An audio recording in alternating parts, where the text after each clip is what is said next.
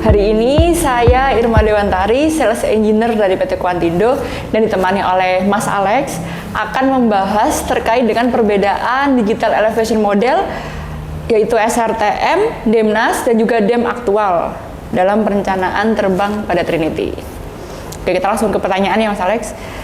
Yang pertama, mungkin bisa dijelaskan terlebih dahulu DEM apa saja sih yang dapat digunakan sebagai acuan elevasi pada penerbangan Trinity? Oke, baik Mbak Irma. Jadi DEM ini kaitannya sangat penting untuk penerbangan Trinity karena butuh acuan untuk elevasinya. Betul. Nah, elevasi ini menyangkut dengan DEM. Jadi DEM yang bisa digunakan pada Trinity ini ada DEM SRTM, Shuttle Radar Topographic Mission, yang dimana DEM SRTM ini akuisisinya hanya sekali pada tahun 2000. Iya. Dan dia menggunakan gelombang C-band yang penetrasinya atau tembus ke tiran itu terlalu terbatas.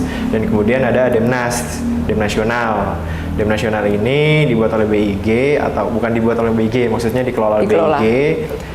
Datanya gabungan dari data satelit IPSAR, TerraSAR 10 dan ALS-PALSAR, yang dimana gelombangnya lebih panjang dibanding gelombang radar yang digunakan pada SRTM. Kemudian dan dikelola sesuai mass point yang ada di Indonesia. Dan untuk terakhir DEM aktual ini maksudnya apa? Yaitu DEM untuk atau DEM yang hasil olahan dari fotogrametri atau LIDAR yang lebih aktual. Oke. Itu, selanjutnya nih, udah cukup tadi ya? Cukup, Mbak. Cukup. Oke, selanjutnya terkait dengan cara mengakses atau downloadnya nih. Jadi di mana nih cara mengakses atau mendapatkan data-data tersebut? Oke, untuk SRTM bisa diunduh di USGS, GMTSR dan beberapa platform lain. Tapi ketika kita menggunakan Trinity, di Keybase 3D sudah include di dalamnya. Iya, jadi betul. kita tinggal klik dan bisa download di menu tools di Elevation Model. Dan untuk DEMNAS yang dikelola BIG, kita bisa unduh di website tanaair.indonesia.go.id. Di situ kita tinggal login dan bisa memilih grid yang sesuai dengan kebutuhan area pemetaan kita. Dan DEM aktual didapatkan setelah kita mengolah data foto yang mungkin sebelumnya sudah ada pemetaan fotogrametri atau LIDAR sebelumnya dan diolah menjadi data elevation model seperti itu Mbak. Iya. Selanjutnya nih sebenarnya sudah sempat disinggung oleh Mas Alex ya, terkait dengan sedikit perbedaan dari ketiga model itu. Mungkin lebih dijelaskan lagi Mas Alex tentang perbedaan dari elevasi tiap model elevation itu. Oke, untuk lebih jelasnya mungkin kita langsung lihat dari hasil percobaan kami ya Mbak. Ya. Jadi di sini kami membuat dua daerah, satu daerah tambang dan satu daerah yang konturnya relatif landai. Jadi pertama ini di daerah tambang, kita lihat ini di sini di poin nomor 2. Ini juga daerah termasuk daerah tambang tapi di pinggirannya. Kita lihat perbandingan DEM-nya. Di sini nomor 2. DEM olahan mempunyai ketinggian 423. SRTM 450 dan DEMNAS 455. Di sini ada perbedaan. Dan untuk data DEM olahan di daerah tambang ini adalah data akuisisi fotogrametri di tahun 2003 dan bedanya cukup jauh ya Mbak, dari 2000 ke 2023. Jadi wajar mempunyai perbedaan dan lebih rendah di data DEM olahan ini, DEM aktualnya. Karena terbaru dan SRTM ini juga udah lama juga dan terus berubah, namanya daerah tambang ya Mbak. Setiap waktunya dia pasti ada perubahan elevasi, bisa digali untuk eksplorasi dan lanjutan. Dan DEMNAS-nya ini lebih tinggi lagi. Nah ini pastikan ada faktor-faktor tertentu Mbak. Kemudian kita beralih ke daerah yang lebih randai. Ini daerah Ciberem Mbak, situ Ciberem, trek Tanah Merah. Coba kita lihat di poin 2, di sini daerah pohon. Kita lihat hasil ketinggiannya.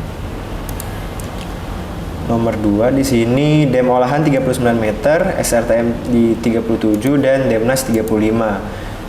DEMNAS lebih kecil atau lebih rendah dibanding SRTM karena panjang gelombang tadi yang menggunakan ALS-PALSAR, IPSAR dan TerraSAR. Sedangkan SRTM dia menggunakan C-band. Dan olahan ini di 39 meter lebih tinggi karena data fotogrametri dia hanya mencakup surface, nggak sampai terrain untuk pengolahan DEM awalnya. Dan data hasil olahan dan SRTM jika dilihat di sini dari table Di poin ketiga ini mempunyai ketinggian yang sama. Selisihnya hanya beda sedikit di titik 3. Tuh, Mbak. Jadi SRTM dan olahan di daerah Ciberem ini hampir sama. Iya, karena emang daerahnya yang nggak mudah berubah semudah Iya, karena dia tambang memang ya. relatif tetap atau Iya, mungkin betul. perubahannya hanya beberapa sentimeter. Oke, selanjutnya kita ngomongin tentang penerbangan Trinity. Jadi dari masing-masing dijelaskan Mas Alex tadi, bagaimana nih Mas pengaruhnya masing-masing dam tersebut terhadap perencanaan penerbangan Trinity? Pengaruhnya tergantung kita untuk melakukan metode pengukuran apa. Ketika ingin kita menggunakan metode fotogrametri, data SRTM bawaan dari Keybase ini sudah cukup, Mbak, karena memang sudah cukup mewakili dan terbangnya juga nggak rendah, bisa lebih tinggi 300-400 meter, dan itu kan nggak terlalu bahaya juga Iya. kalau kita tidak terlalu mementingkan damnya. Tapi jika kita melakukan survei survei lidar, butuh data yang akurat karena terbangnya lebih rendah. Jadi kita butuh dam yang lebih aktual, yang lebih up to date dibanding dengan SRTM. Ya, makanya untuk lidar lebih baik kita melakukan survei foto udara, kita olah dan menjadikan data dam. Dan dam ini data DSM.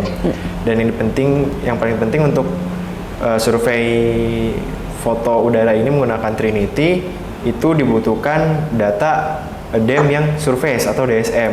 Karena apa? Karena keterbatasan ketinggian objek dan wahana ini harus diperhatikan. Karena objek terbang di atas objeknya, surface-nya, Iya. bukan di atas tirannya saja gitu. Betul.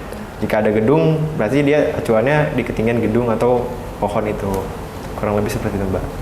Oke, mungkin tadi juga sempat itu juga termasuk apa ya, saran kepada para surveyor ya. Iya. Nah mungkin ada saran lainnya dari Mas Alex kepada para surveyor untuk penerbangannya terkait dengan elevasi.